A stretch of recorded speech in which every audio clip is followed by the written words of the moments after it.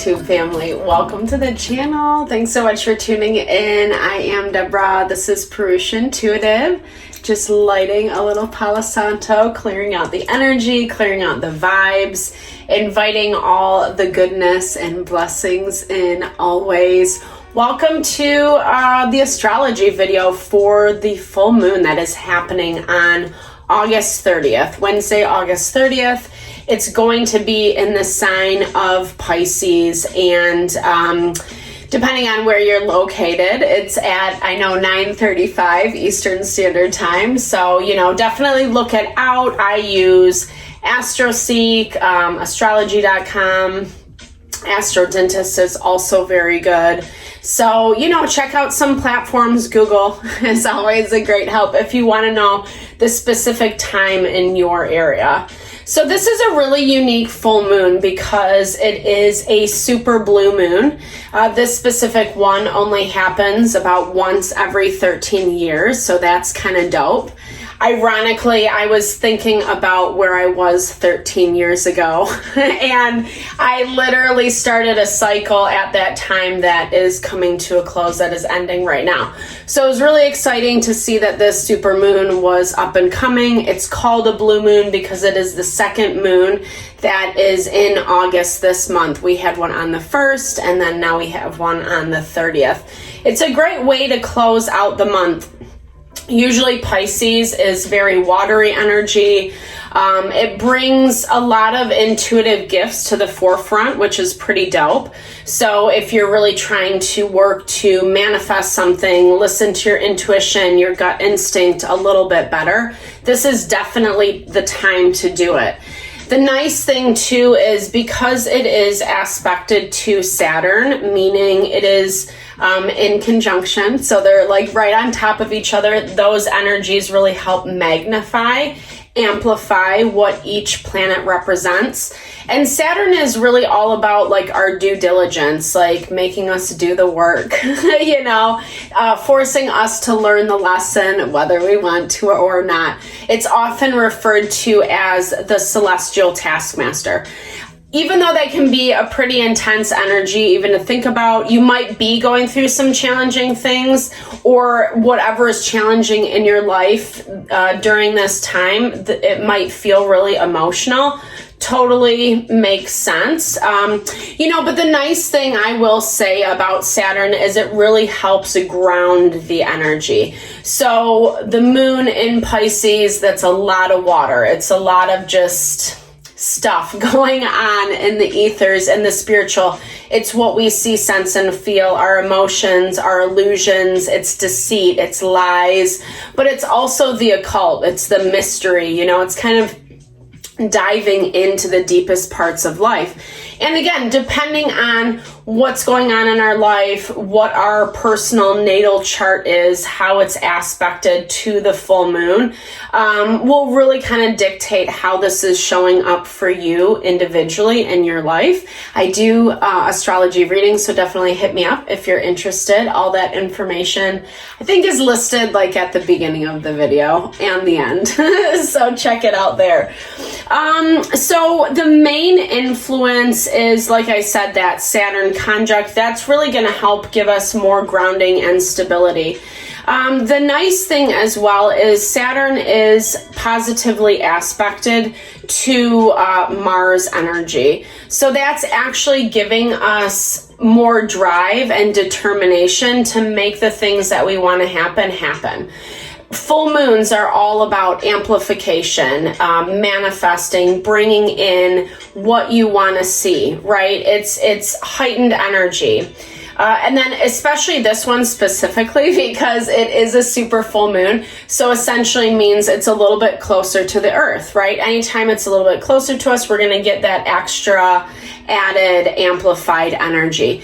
Again, could be good or bad depending on what you're facing in your life. I'm sending good vibes, good juju your way. I hope it's not a horrible time right now for you. The maybe not so fun thing is that we also have 6 planets in retrograde right now. Anytime a planet is in retrograde, it's really going to force us to look at what is not working, what have we kind of tried to avoid, sweep under the rug, etc., and force us to really look at that and deal with those things. So, I don't think this is like the worst full moon, the worst full moon ever. I don't really get that vibe. It's intense. There's, some challenges to it, obviously. We want to look good, to the outside world. We want people to see us in a certain way, especially those we care about or, really want their validation, their affirmation, their support, etc. So again, depending on where that Saturn energy, where those challenges are showing up in our life, especially related to our emotional life, it can make us feel a certain kind of way, especially if we're in an environment where there's a lot of gossip, there's a lot of catty, petty energy, etc. It might make us feel a lot of feels around that. So just be really prepared. And that might play with our mind a little bit, especially with Neptune. Neptune is one of the planets that's in retrograde, also in Pisces. That again is very watery energy. It sometimes makes it really difficult to kind of see through the illusions, the things that we think are happening, which really aren't. So be really cognizant, be really mindful. I always say, get information. I think that's one of the easiest ways to ground ourselves. If we're not sure, if we don't know, just ask, right? Ask the person. Don't be afraid, and if they're being shitty, you'll know. You know what I mean? Sometimes it is that simple. Pluto is also in retrograde in Capricorn, and that really forces us to kind of make changes that we really don't want to.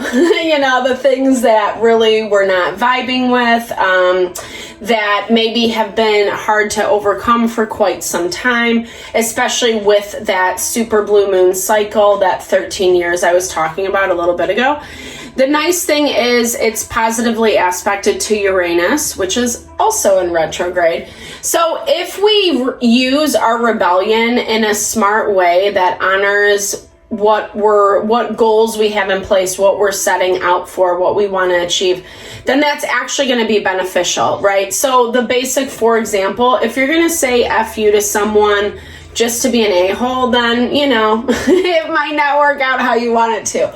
But if you're justifiably standing up for yourself and putting boundaries, laying down the law with someone that maybe you let walk all over you or, whatever, doesn't deserve your time, energy, etc., that is actually going to help you get to that fortune. It's going to help you manifest what you're really working on in your own heart. And the cool thing about that Uranian energy right now is it's conjunct to Jupiter. Jupiter is our fortune. It is our abundance. It is the way we're calling in what we want to see in our life. Both of those planets are in Taurus. Taurus really grounds us. It is earth energy. It deals with our wealth, our possessions, our environment surrounding, etc. So depending on how we work with our environment, to me, this is the habits, the patterns that you have set up in place that are kind of limiting you or stagnating you from really getting to that next step, that goal that you have in mind. When we're aware, when we choose to, go against that, go against the norm, how we've generally done it, when we tap into our creativity, our abundance, our endless potential, we are going to start seeing, especially when these energy, the planets start kind of giving way, when they start going direct again, we're going to see a lot of this stuff come in. I would say around fall time. Fall is all about abundance and harvest, and some, not all of the planets start going direct. We have Mercury in retrograde right now. I'm sure you guys are hearing that. It's in Virgo. Just be really smart about how you play it. Don't play it too safe. Sometimes Mercury in retrograde can be a little too stubborn, a little too defiant, too rigid, etc. So be really mindful of that. You're supported in other areas of your life, Black Moon Lilith is in Leo. She's going to want you to, test the waters, have some fun, enjoy your life a little bit. That's awesome, right? Just like don't go too overboard is basically what she says. Because Venus is also in retrograde in Leo. So to me, it's like the overindulgence principle. Try to keep it the 80-20 rule. I think that's always a safe bet. 80% grounded, 20% fun. That really gives you stability and balance. And then you're not getting yourself into trouble in a way that you don't really want to be. Trouble can definitely pop up right now, especially in relationships, in partnerships. Like I was saying earlier, if we feel a certain kind of way around things. So be really, really conscious of that, right? The South Node is in Libra, and we can have a tendency to default back to old habits, old patterns, and really things that aren't serving us. There's a lot of planetary placement, or I should say a lot of placement in Libra for this full moon, which I like because to me it says it's going to balance things out, right? But if we're not being smart about how we're doing it, then it really can backfire. It can really backfire in our face, and kind of in a not very fun way is what I'll say. That's what that retrograde is going to bring out. Again, if you're not learning your lessons, not being smart, cognizant of what you're choosing, etc. I think the silver lining is that Chiron and the North Node are in Aries. So that energy is really going to give us the drive and the determination that we need to overcome some certain limitations, that we've been kind of coming up against lately. And again, with that Saturn energy, let me look at that. How is that?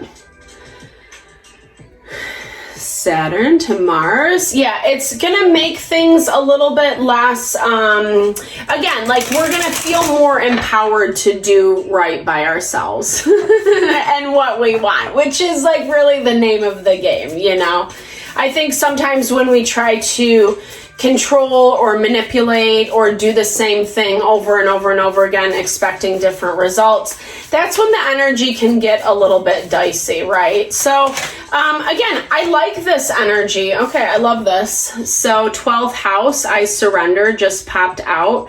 Remember that life is just as much about action, drive, movement, as it is about surrender and taking time for your wants, your needs. There's a lot of just emotional energy right now. So whether you consider yourself an emotional person or not, even if it's like anger or frustration or, just like a tendency to kind of snap back at someone, whatever, really make sure that you're taking time for yourself to take care of yourself, do what you need to do, get done what you need to get done. Okay, waxing crescent, because you're getting prepared. I love this message for you. Spirit is saying that you are in the process of preparation right now. So that waxing crescent, is really when we're building our growth, our desires, when we're getting the information, like I was saying, that we need, building that intelligence, that creativity, etc. And yeah, we might not be in the place we want to be right in this moment. We might not have exactly what we want in front of us, but it doesn't mean it's not coming, right? All right, I'm going to close out with an overarching energy for this full moon. Oh, there she comes, Black Moon Lilith. So be really, really careful, especially the things that you're trying to push down, trying to avoid, trying to pretend like they're not there, or I don't have a problem. The things that we kind of stick our head in the sand about. Don't be afraid to be honest with yourself. Easier said than done. I totally get it, but if we get too cocky, that can be very dangerous, right? So we talked about that Leo energy, and ironically or not, the cards never lie, which is fabulous. But Black Moon Lilith is in Leo, right? Coupled with that Venus in retrograde. So to me, what I keep hearing is arrogance can backfire. It can actually end up being a pretty, not fun full moon if we're not too careful. I love that the 6th house comes out. It's ruled by Virgo and Mercury. Mercury is in Virgo right now. And that really just speaks to our balance and our stability. It is the house of health and wellness, taking care of yourself, right? So really just make sure your wellness routine regime is on point right now. Take extra rest, extra breaks, eat well, meditate, sleep longer, do whatever you have to do. Anytime that emotional energy, like the waves of emotion hit us, it's really important to have that little extra space for ourselves, because then we can kind of find some moments to ground and settle and feel strong and confident. Because again, it's the full effing moon. It is what it is. Energy comes and goes. We have the highs, we have the lows, we have the good days, the bad days, etc. We can use the energy for our power, right? But that also means not putting energy into the BS, right? Again, the things that we try to control, manipulate, do, maybe just like not in the most appropriate way, etc. Which, not judging, not good, right, wrong, good or bad. It just makes your life easier, when you act right. No, I'm kidding. It makes it easier when we're just like honoring and respecting life, and I think when we have an open awareness and open consciousness, we're able to do that a lot easier versus try to control, manipulate, limit, downplay the value that everyone brings to the table. So anyway, I'll get off my little soapbox now. Thank you so much for tuning in, guys. I really appreciate you always. Lots of love and blessings to your full moon experience. Hit me up if you want a reading. I would love to support in whatever way possible. All right, have a great day.